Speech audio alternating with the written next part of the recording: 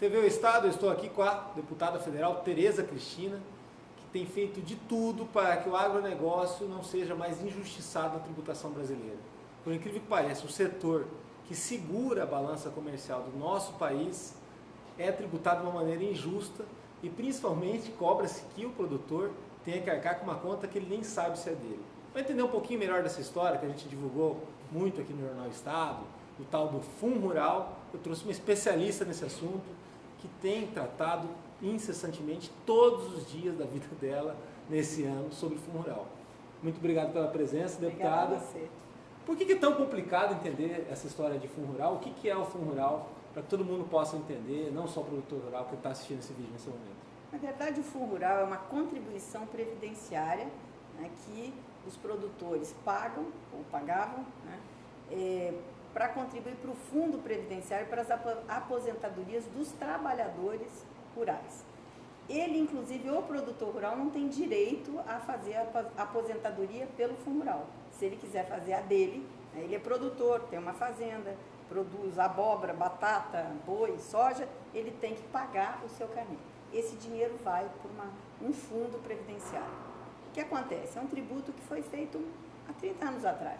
Então era a maneira de se fazer. Em 2010, houve um questionamento sobre essa contribuição, que ele não tributa, era uma contribuição, dizendo o seguinte, que ele era uma bitributação, porque todo mundo passou a ter funcionários, ter que pagar os seus funcionários, né?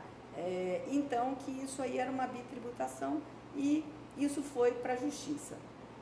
Tudo deu a entender, na verdade esse imbróglio todo hoje é culpa da morosidade da nossa justiça, da justiça brasileira, que demorou 10 anos para julgar a constitucionalidade ou não dessa contribuição. E quando julgou, definiu que era constitucional. E deu todos os entendimentos até março desse ano de que era inconstitucional. Quando julgou pela constitucionalidade. Inclusive num julgamento muito acirrado, tanto é que o placar foi 6-5, ganhou por 1 voto. Então, você vê que existia muita dúvida sobre se ele era constitucional ou não, tanto é que foi um placar muito apertado.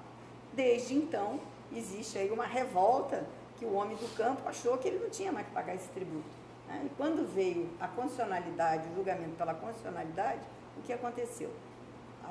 Nós que trabalhamos pelo agronegócio, a bancada dita ruralista, mas que é a bancada do agronegócio, a FPA, procurou o governo para achar um caminho, né, para se diminuir esse impacto na área rural. Um senhor impacto, que é um setor, que, como eu falei, é um setor que segura a economia, do nada ele arcar com um passivo de 18 bilhões. Isso pode causar o quê? Ninguém está entendendo a complexidade disso, porque isso pode trazer o quê? Inflação na comida, os gêneros alimentícios. O Brasil hoje tem uma inflação baixa, graças também à produção no campo. Além de ser a locomotiva do Brasil hoje, o setor do agronegócio, a inflação baixa, tudo, é por quê? Porque nós temos abundância de alimentos, ainda usamos aqui e ainda exportamos uma quantidade enorme.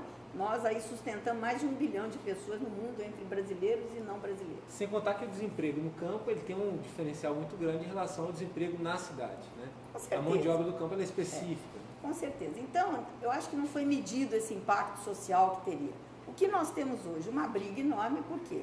Os produtores inconformados, mas está aí, a justiça decidiu. Então, vamos dizer, a medida provisória que está sendo tão questionada e que eu não agrado nem um lado nem o outro, está todo mundo, né? Foram 740 emendas. 745 emendas para sair o relatório que saiu. O que nós fizemos foi tentar minimizar, né, caso as duas decisões que ainda podem surpreender vindo do Supremo, uma pela modulação, né, que é o quê? É perdoar as dívidas do passado, e a outra é a resolução 15 do Senado, que também está sendo discutido a eficácia dela sobre essa lei que foi julgada pelo Supremo. Então, se essas duas coisas vierem a favor do produtor, acaba o problema do passado.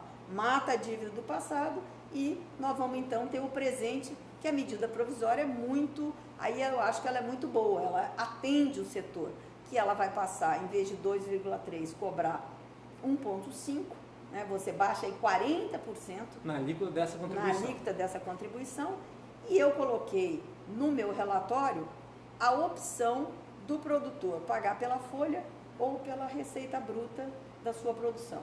Que muitas pessoas acabam com aquele problema daquela tributação em escala que você tinha do boi, do bezerro para o garrote, do garrote para o boi, do boi para o frigorífico, que sobre o mesmo produto você pagava 2, 3 vezes o mesmo fundo rural sobre o mesmo produto. Isso passou numa comissão, no Congresso, uma comissão mista, e precisa ser votado na Câmara até que dia? Essa é a nossa angústia, porque apesar das pessoas não estarem entendendo, tem muita gente contra a medida provisória, se ela morrer no dia 28 de outubro, que é o prazo final dela, nós vamos ficar o quê?